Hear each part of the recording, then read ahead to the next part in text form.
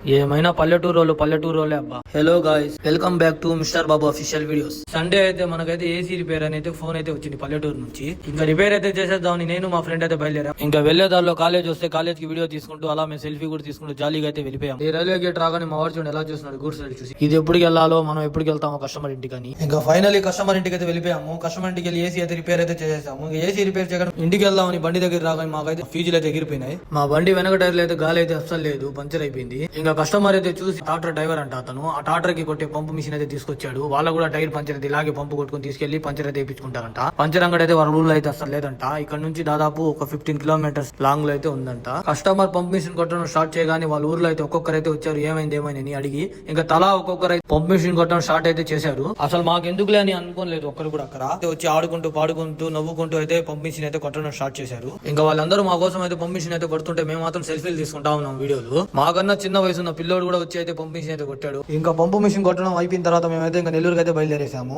ఇంకా ఎలాగోలా నెల్లూరుకి అయితే వచ్చేసాము. వచ్చేగానే ఇంకా అయ్యప్ప గుడి దగ్గర అయితే ఈ అన్న అయితే ఉన్నాడు పంచరంగడి పెట్టుకుని. సండే అయినా కూడా మీరు ఎప్పుడైనా వచ్చినా కూడా సండే అయితే ఈ అన్న అయితే కంపల్సరీ అయితే ఉంటాడు అయ్యప్ప గుడి దగ్గర. మీ బైక్ ఎప్పుడైనా పంచర్ అయినప్పుడు ఈ అన్న షాప్ అయితే కంపల్సరీ విజిట్ అయితే చెయ్యండి. ఫైనల్లీ టైర్ లో ఉన్న మేక అయితే అన్న అయితే తీసి చూపించాడు మాకు. ఈ మేక ఎంత పని చేసింది మాకు.